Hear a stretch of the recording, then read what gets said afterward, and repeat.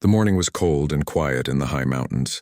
A soft fog floated over the tall pines, and the sound of birds was faint in the distance. Thomas Reed, a man in his late 50s, stepped out of his small wooden cabin holding a tin mug of coffee. He had lived in that place for years, away from towns and noise. His world was simple: firewood, hunting, and peace. Life in the mountains could be lonely, but he had made peace with it. He liked the silence, the smell of pine, and the whisper of the wind. He walked toward his fence, checking for any broken boards. That fence had stood for years, guarding his little piece of land from wild animals. As he reached the far side, he noticed something unusual near the gate, a shape still and small lying close to the ground. At first he thought it was a bundle of cloth someone had left behind. But as he moved closer, his heart began to beat faster. It wasn't cloth. It was a person. A young woman lay half on the ground, half leaning against the fence post. Her hair was tangled, her skin pale as paper, and her clothes dusty and torn. She looked so thin that her hands almost seemed transparent in the morning light. Thomas dropped his mug and ran forward. "Ma'am, can you hear me?" he said, kneeling beside her. Her lips moved, but no sound came. Her eyes opened for just a second, showing a mix of fear and exhaustion. He could see she had been walking for miles. There were bruises on her knees, and her shoes were worn out. She looked like she hadn't eaten in days. Thomas didn't waste a second. He carefully lifted her into his arms. She was so light it startled him. Her head rested against his shoulder, and he could feel the weak beat of her heart. He pushed the cabin door open with his shoulder and laid her gently on his old couch near the fireplace. Then he hurried to light the fire. The room quickly filled with a soft glow, the flames crackling as they grew stronger. He found a blanket and wrapped it around her. Then he went to the small kitchen corner and poured some water into a cup. He lifted her head carefully and tried to help her drink a little. At first she couldn't swallow, but after a few tries she took a few sips and sighed softly. Thomas felt a strange mix of worry and compassion. He had seen people struggle before, travelers lost in the woods, hunters caught in snowstorms. But this was different. This woman wasn't just lost, she was broken. He began heating a pot of soup on the stove. The smell of herbs and vegetables soon filled the air. He didn't have much, but he knew she needed warmth and food more than anything else. He took a moment to look at her face. Despite the dirt and weariness, she looked gentle, someone who didn't belong to a life of suffering. When the soup was ready, he brought a bowl and placed it on the small wooden table beside her. Her eyes opened again. She looked confused, maybe afraid. "It's all right," Thomas said softly, kneeling beside her. "You're safe now. Try to eat something." She tried to speak, but her voice was so faint it broke his heart. He lifted a spoon of soup and held it near her lips. Slowly she took it, then another. Each sip seemed to bring her back to life just a little. After a few minutes, she whispered, "Thank you." Her voice was soft, cracked but full of relief. Thomas smiled slightly. "Don't mention it. You're lucky I came out early today. What happened to you?" She hesitated. Her eyes filled with tears, but she didn't answer. Instead, she looked down at her hands, ashamed and tired. "Don't worry," he said kindly. "You can tell me later. For now, you rest." He placed more wood on the fire, watching the flames dance. Outside, the wind had started to pick up. The mountain always turned colder around noon, and he was glad she had made it this far before collapsing. As the hours passed, the woman slept. Thomas kept checking on her, sometimes adjusting the blanket, sometimes adding more wood to the fire. Every time he looked at her, he felt something he hadn't felt in a long time, a sense of purpose. For years his life had been quiet but empty. Since his wife's passing, the days had all looked the same. But now, suddenly, someone needed him again. By afternoon, she opened her eyes once more. She seemed a little stronger. Where am I?" she asked, her voice trembling. "You're in my cabin," Thomas replied gently. "Up in the Blue Ridge Mountains. I found you at my fence this morning." She blinked, trying to remember. I was walking. I didn't know where I was going. I was just trying to find help." "Well, you found it," he said simply. There was silence for a moment. Then she said, "I haven't eaten in days. I thought I wouldn't make it." Thomas nodded. "You'll never go hungry again? Not while you're under this roof." Those words came naturally, but when he said them, they carried weight, as if he had made a silent promise to her and to himself. Later, as evening fell, Thomas sat near the fire, whittling a piece of wood while keeping an eye on her. She seemed calmer now, her breathing even and peaceful. The firelight softened her face, making her look almost childlike. He wondered who she was and what had brought her this far into the wilderness. But he didn't ask again. He knew what it felt like to carry pain too heavy to share. The wind howled outside, rattling the windows, but the cabin was warm and safe. Thomas placed a second blanket over her and whispered, "You rest. Tomorrow's another day." Before going to bed, he stood by the window and looked out into the night. Snow had started to fall, slow, quiet flakes drifting down over the mountains. He thought about the strange twist of fate that had brought that young woman to his doorstep. For years, he had prayed for a reason to keep going. Maybe this was it. Maybe life had sent him someone to care for, someone who needed the same kindness he once wished for. He turned back toward the fire. She was asleep again, her face peaceful. He smiled softly and whispered the same words once more. Not to her this time, but to himself. "You'll never go hungry again." Outside, the wind carried the sound of wolves far in the distance, but inside that small cabin, there was only the crackle of fire, the steady rhythm of two hearts still beating, and the faint hope that tomorrow would be better than yesterday. Thomas sat back in his chair, feeling a calm he hadn't known in years. He didn't know who she really was or what she had been through, but one thing he was sure of. He wouldn't let her face the cold world alone ever again. And as the snow fell thicker outside, covering the world in white silence, a new story had quietly begun inside that cabin. A story of two strangers who had found each other when they both needed saving the most. The next morning, sunlight slipped through the cracks in the old wooden shutters, landing softly on the woman's face. She blinked slowly, waking to the gentle sound of crackling fire and the smell of something cooking. For a moment, she didn't remember where she was. The blanket around her was warm and the air smelled of fresh bread and coffee. Her body still ached, but her stomach felt calmer. Thomas was standing near the stove, stirring a pot. When he noticed she was awake, he turned with a small smile. "Morning. You look better today," he said in his calm, deep voice. She tried to sit up, her body still weak, and nodded slightly. "Thank you," she whispered. He brought her a cup of warm tea and a slice of bread with butter. She took it carefully, her hands trembling a little. "You don't have to thank me," he said gently. "You needed help. That's all that matters." For a few moments, the cabin was quiet except for the fire and the wind outside. She took small bites of the bread, and each taste felt like life returning. The simple meal meant more to her than a feast ever could. After a while, she looked at him and said, "My name is Emily." Thomas nodded slowly. "Emily," he repeated as if to remember it. "I'm Thomas. You're safe here, Emily." Her eyes softened when he said that. Safe. It had been a long time since that word felt real to her. Thomas poured himself some coffee and sat down across from her. "You were lucky to make it this far. These woods are no place to wander, especially this time of year." "What brought you up here?" he asked, not as a demand but with quiet curiosity. Emily hesitated. She stared at the cup in her hands. I didn't really have a plan," she said softly. "I just kept walking. I thought maybe I'd find a road, a town, something. But the farther I went, the more I felt lost." Thomas nodded slowly. "Sometimes getting lost brings us to the right place," he said, almost to himself. She looked up at him, unsure what he meant, but his calmness made her feel at ease. There was something about his presence, steady and kind, like the mountains themselves. When she finished eating, she tried to stand, but her legs were still weak. Thomas stepped forward quickly to help her. "Take it slow. You've been through a lot," he said. She smiled faintly, embarrassed.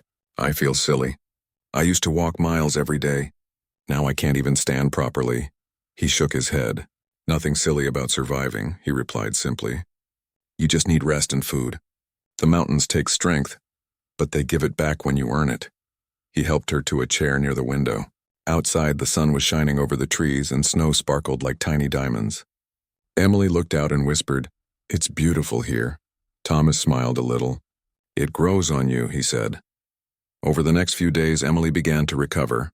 She slept long hours, ate simple meals, and spent quiet evenings by the fire. Sometimes Thomas would chop wood outside while she watched through the window, admiring how calmly he worked. Every movement steady and practiced. He lived like someone who had built peace from silence. One afternoon, when she felt a little stronger, Emily asked if she could help with something. Thomas looked at her and said, "You can stir the stew if you'd like, but don't push yourself too much." She laughed softly for the first time. "I think I can handle that." So she stirred the pot while he fixed the window shutter that creaked in the wind. They didn't talk much, but it wasn't uncomfortable.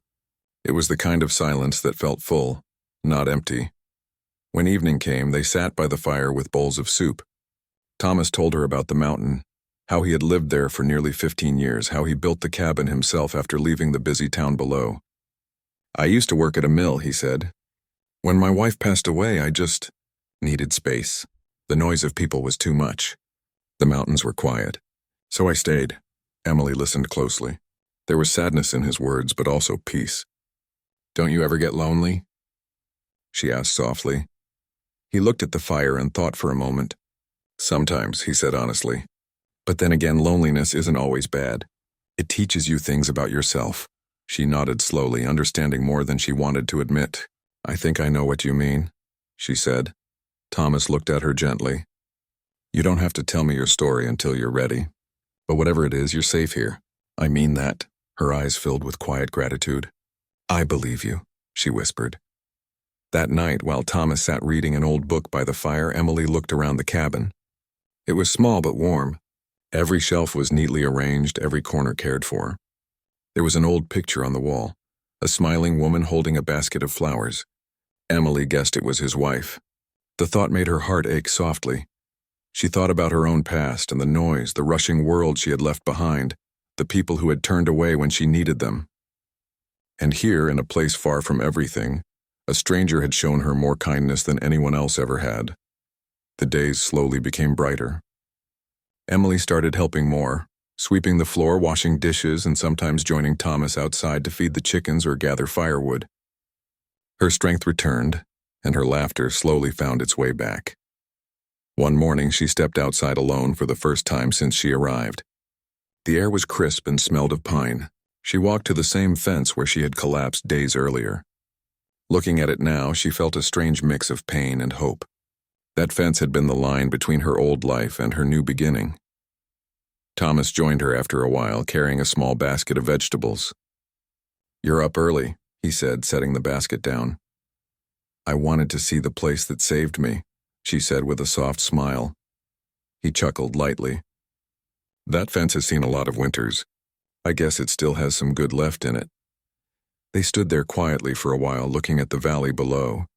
The mountains stretched endlessly, their peaks glowing golden in the morning sun. "Thomas," Emily said after a long pause, "when you found me, you said I'd never go hungry again. Why did you say that?" He looked at her for a moment, his eyes kind but serious. "Because I meant it. I know what it's like to lose everything and have no one. No one deserves to be hungry, not in body, not in heart." Those words stayed with her. They weren't just kindness. They were truth. As the days passed, the cabin no longer felt like a stranger's home. It felt like a safe place, a place where the wind whispered peace instead of fear. Emily often helped cook while Thomas worked outside. Sometimes in the evenings they shared stories, hers short and careful, his full of quiet wisdom. She learned how to make bread, how to patch torn clothes, and even how to set traps for small game. Thomas was patient, never raising his voice, never rushing her. His calm nature made everything easier.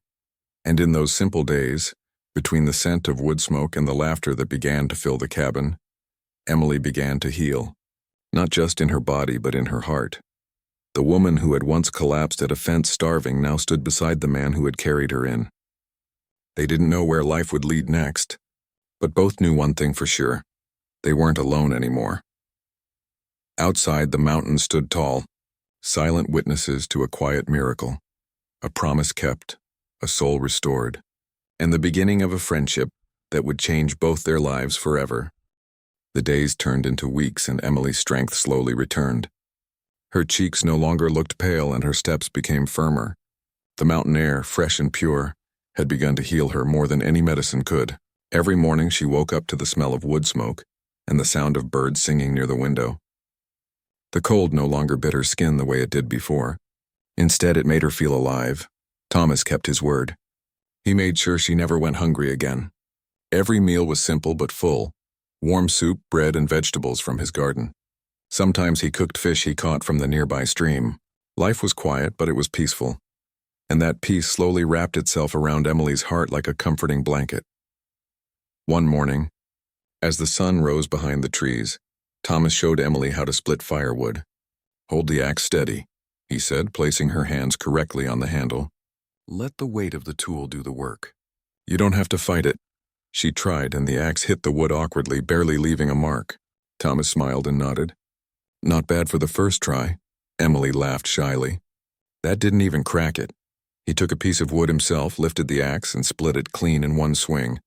"It takes practice," he said. "The trick is balance, not strength." She watched him carefully and tried again. This time the axe hit just right and the log broke neatly into 2 pieces. She looked up at him proudly. "I did it." Thomas chuckled. "Told you. You just needed to trust yourself." That simple moment made her smile in a way she hadn't in months.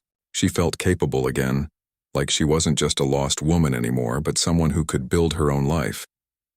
During the following days, Thomas began teaching her small things about mountain living.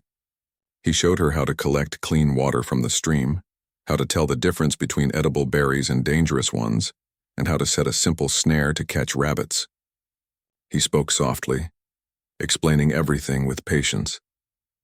At night, they often sat near the fireplace talking about simple things: the weather, the stars, and the sound of the river. Sometimes Thomas told her stories from when he was younger, how he used to work in the town mill, how he and his wife used to hike up to the mountain every spring. His voice always softened when he spoke of his wife. He never said much, but the love and sadness in his tone told Emily everything she needed to know. One night, while they watched the fire together, Emily said quietly, "You must miss her." Thomas looked at the flames for a long moment. "Every day," he admitted, "but I try to be thankful for the time we had. The mountain reminds me of her, strong and kind, just like she was." Emily smiled gently. "She must have been a wonderful person." He nodded. "She was. And I think she'd be glad to see someone here again. The house feels more alive now." Emily looked down, touched by his words. "You've done so much for me, Thomas.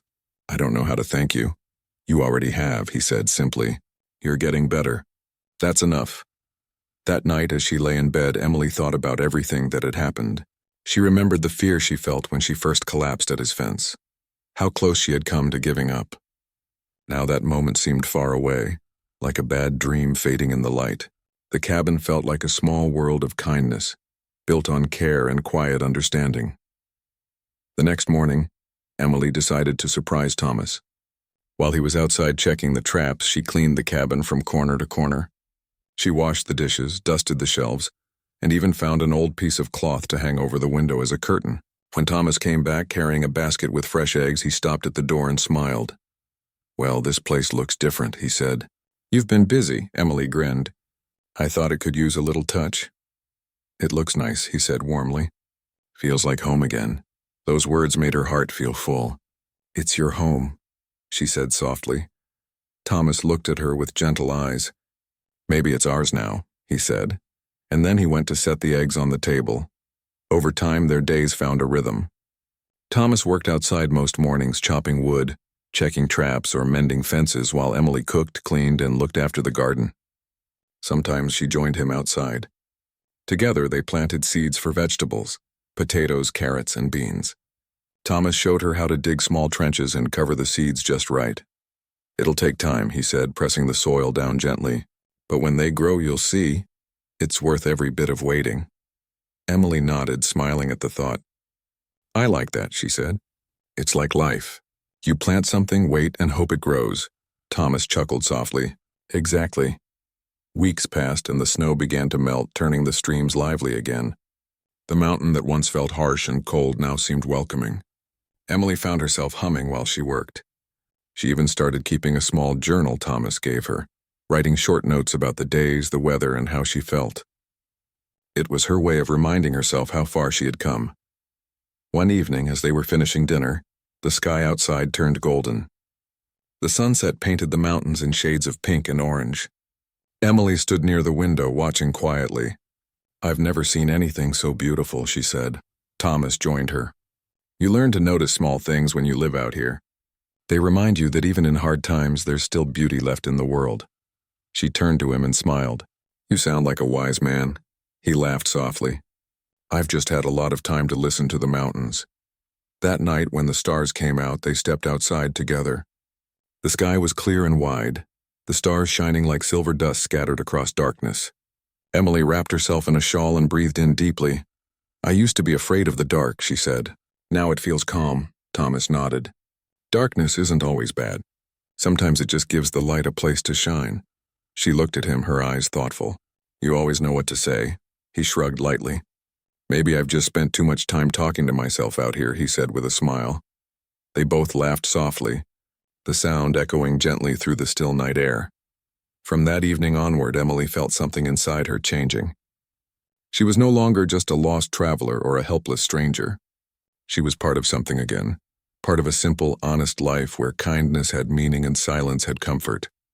Thomas noticed it too. Her laughter came more easily. Her eyes no longer looked tired or afraid. She had found her strength again, and he felt proud, not because he had saved her, but because she had found her own way back to life. One morning he said to her, "You've done well, Emily. You've learned to live with the mountain." She smiled brightly. "No, Thomas. The mountain taught me how to live again. You just showed me the way." He looked at her with quiet respect, the kind that didn't need many words. And as the sun rose over the valley, they stood side by side. Two people who had once been strangers but had now built a small world of peace together. A world born from kindness, healing, and a simple promise that still held true. You'll never go hungry again. The wind moved softly through the trees, carrying with it the scent of pine and the sound of life returning. And in that small cabin high in the mountains, the days of healing continued, slow, gentle, and full of hope. Spring was slowly giving way to summer in the mountains. The snow had melted, leaving the streams lively and clear, and the air was warm and fresh. Emily had grown stronger and more confident with each passing day.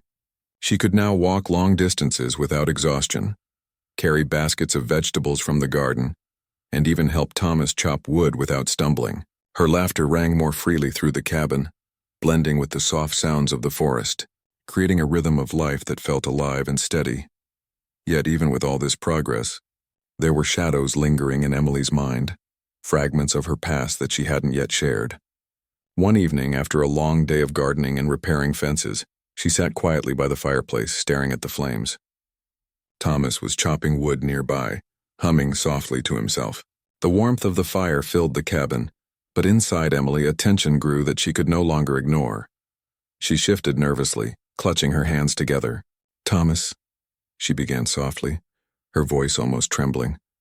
"There's something I need to tell you." He looked up from his work, his eyes immediately attentive. "What is it?" he asked gently, walking over and sitting beside her. Emily took a deep breath. "I didn't just get lost in the mountains. I ran away. I ran from people and a life that hurt me. I was scared and I didn't know where else to go." Thomas listened quietly, his expression calm and patient. He didn't interrupt or judge.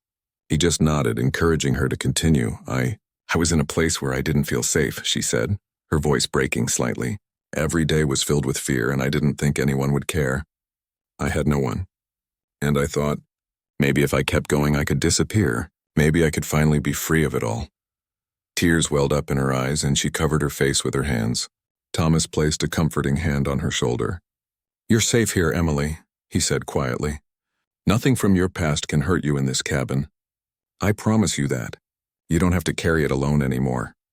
Emily looked at him, the mixture of fear and relief in her eyes slowly giving way to trust. "I've been so scared of being judged or rejected," she admitted. "I thought no one would ever understand." Thomas smiled softly. "I understand," he said. "I've had my own share of loss and pain. Losing someone you love can make the world feel cruel and empty. I know how it feels to be alone, and I know how it feels to be afraid. But that's why we have to help each other when we can. That's why I brought you in." For the first time in months, Emily felt a weight lift off her chest. She realized that for the first time she didn't have to hide. She could speak her truth and be met with compassion instead of judgment. The fear that had been her constant companion began to fade, replaced with a cautious hope.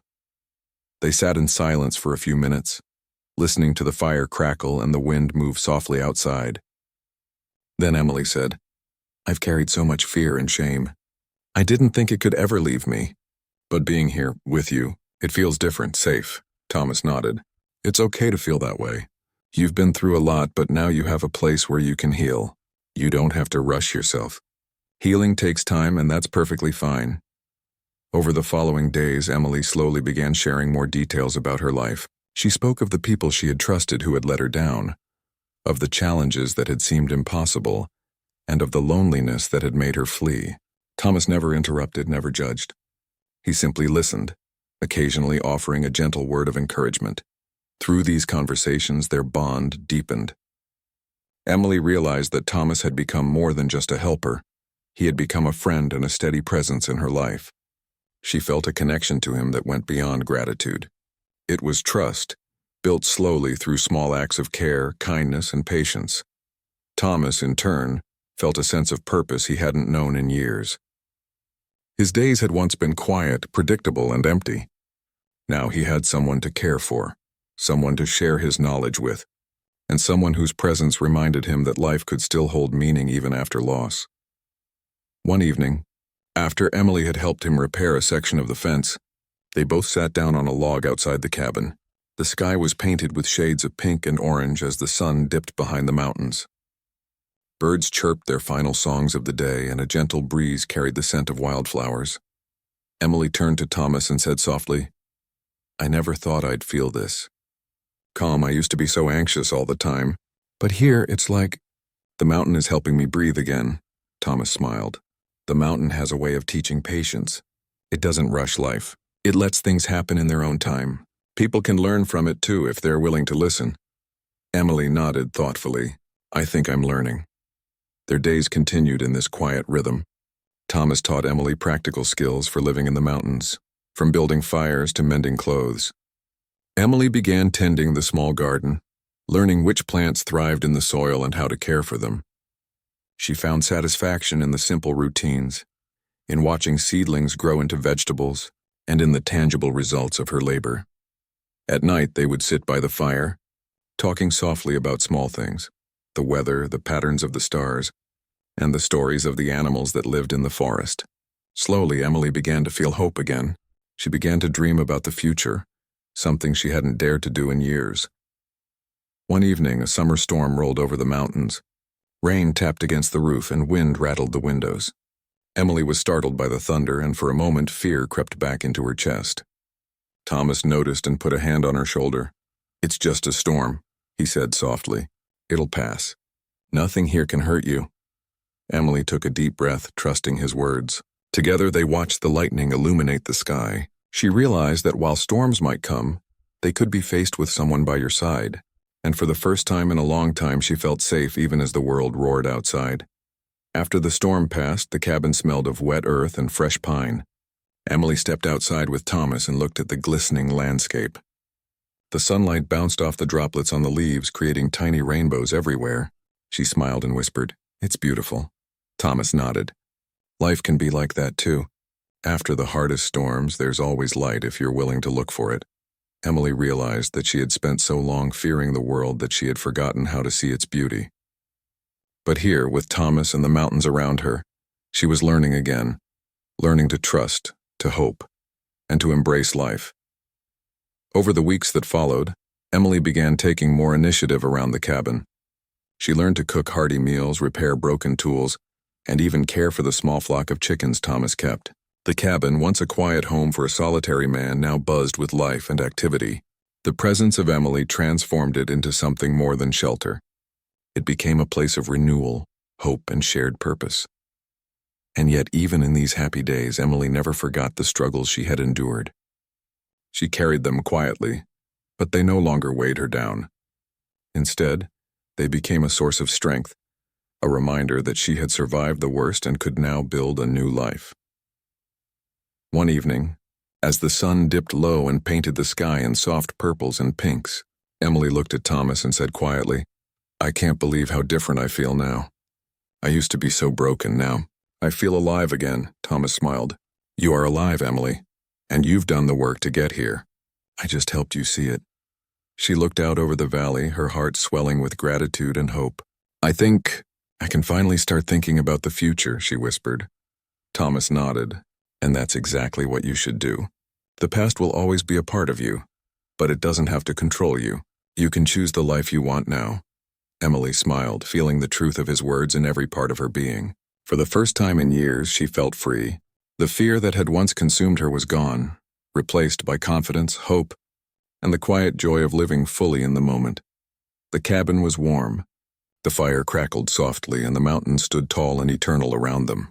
Inside, Emily and Thomas had found a new kind of peace, one born not just from survival, but from understanding, trust, and the quiet strength of two souls who had discovered that even after the hardest passed, life could still be beautiful. Spring had fully settled into the mountains, bringing a gentle warmth and a quiet promise of new beginnings. The forest was alive with the sounds of birds singing, streams bubbling over rocks and leaves rustling in the wind. The cabin that Thomas called home now felt fuller than ever. Emily moved with ease through the space, carrying baskets of vegetables from the garden, tidying the rooms and humming softly while she worked. Life had become steady, calm, and filled with a gentle purpose. Thomas watched her quietly from the doorway, leaning on the handle of his axe. He felt a deep sense of satisfaction. When he had first found Emily collapsed at the fence, she had been a fragile, frightened woman who looked like she might not survive the next few days. Now she was strong, self-assured, and alive again. The change was remarkable, and it filled him with quiet joy. Emily had grown so much in these weeks. She no longer hesitated to speak her mind or offer her thoughts. She had learned the rhythms of mountain life, how to care for the animals, tend the garden, gather water, and prepare meals that nourished both body and spirit. But more importantly, she had learned to trust again, to trust herself, the world around her, and the man who had saved her. One morning, Thomas and Emily worked together in the garden, planting a new row of vegetables. Emily dug small holes for seeds while Thomas gently pressed them into the soil. The sun shone warmly on their faces, and the air smelled sweet with fresh earth and flowers. I never thought I'd be doing this, Emily said with a laugh. Planting seeds, taking care of life. A few months ago I could barely stand. Thomas smiled at her. You've grown stronger than you know. Life here teaches you, but it also tests you, and you've passed every test so far. Emily looked up at him, her eyes soft and bright. I feel happy. I didn't think I could feel like this again. He nodded, his expression kind. Happiness isn't something that comes to everyone, Emily. Sometimes we have to work for it even when life has been hard. But you've earned it. Later that evening, after the chores were done, they sat outside the cabin. The sky was painted with shades of orange and pink as the sun began to set. The mountains stretched endlessly in every direction, silent and majestic. Emily leaned back against the wooden railing, feeling the warmth of the fading sun on her face. I never thought I'd find peace like this, she said softly. All my life I've been running, afraid and hungry, not just for food but for kindness. And now? She looked at Thomas, her voice catching slightly. Now I feel like I have both. Thomas gave a small nod. It's true. You found more than just safety here. You found a chance to start over, and you've done it. Emily smiled, feeling a mix of gratitude and hope. She thought about all the small acts that had brought her here. The moment she collapsed, Thomas carrying her inside, the quiet patience he had shown as she healed. She realized that kindness could truly change a life, and that even when the world seemed cold, there was always a place where someone would care. Over the next few weeks, Emily began thinking about how she could give back. She suggested planting extra vegetables to share with travelers or anyone who passed by the mountain trail. Thomas agreed, happy to see her desire to help others. Together they began preparing small baskets of food to leave near the cabin for anyone who might need it. Bread, fresh vegetables, and warm soup became gifts from their cabin to the mountain travelers. Emily felt a deep satisfaction in this work. She understood what it meant to be hungry, cold, and alone. She knew how much even a small act of care could change someone's day, perhaps even their life, and each time she left a basket on the path, she felt that she was turning her own pain into something meaningful. One afternoon, as they prepared the baskets, Emily turned to Thomas. "I never thought I'd be able to trust people again," she said softly. "But you showed me that it's possible. You showed me kindness without expecting anything in return." Thomas shook his head slightly, smiling. "Sometimes we all need someone to remind us of what's good in the world. You reminded me too, Emily, that life can still be meaningful when you care for someone else." Emily felt a warmth in her chest. She realized that their friendship, quiet and steady as it had been, had grown into something rare and precious. They had both healed in each other's company, finding companionship and understanding that neither had expected.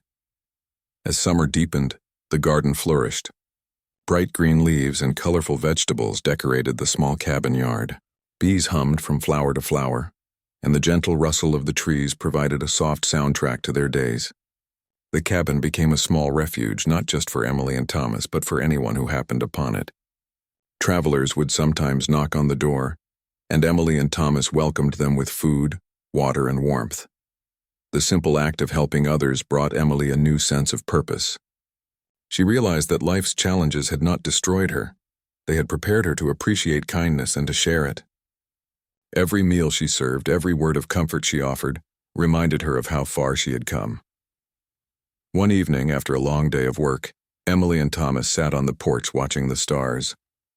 The night sky stretched endlessly above, filled with bright twinkling lights. Emily felt a quiet joy she had never known before. "I feel like this cabin, this mountain. It saved me," she said softly. Thomas looked at her, his eyes gentle.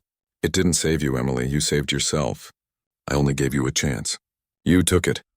Emily smiled, understanding the truth in his words. She had found courage, strength, and hope within herself. The mountain, Thomas, and their shared life had helped.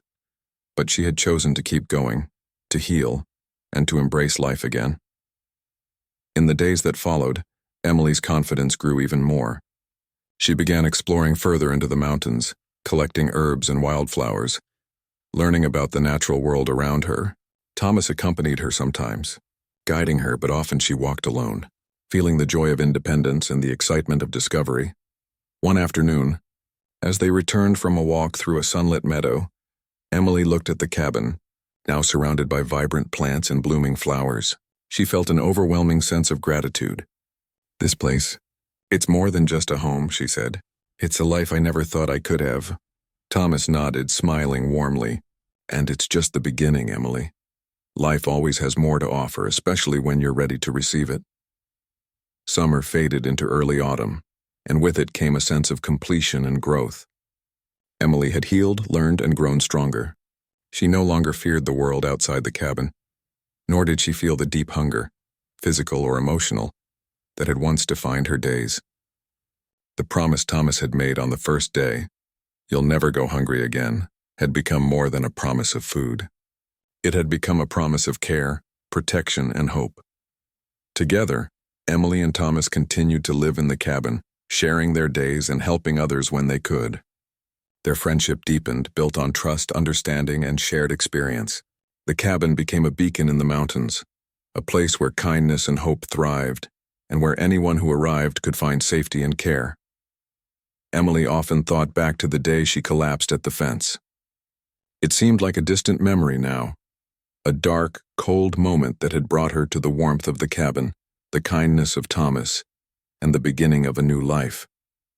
She realized that life had given her a second chance, and she intended to live it fully. Thomas, too, reflected on the change Emily had brought into his life. The mountains had always been peaceful, but they had also been lonely. Now, with Emily by his side, the cabin was alive, filled with laughter, conversation, and the quiet joy of two people who had found each other when they needed it most. And so, the story that began with collapse and despair ended not just with survival, but with hope, renewal, and the promise of a brighter future. Emily had found strength. Thomas had found companionship, and together, they had created a place where no one would ever have to face hunger, fear, or loneliness alone. The cabin stood in the mountains, a small haven of warmth and kindness. The fire crackled inside, the garden flourished outside, and the promise made on that first day remained true. "You'll never go hungry again." It was a promise of life, hope, and love, and it had transformed both of them forever.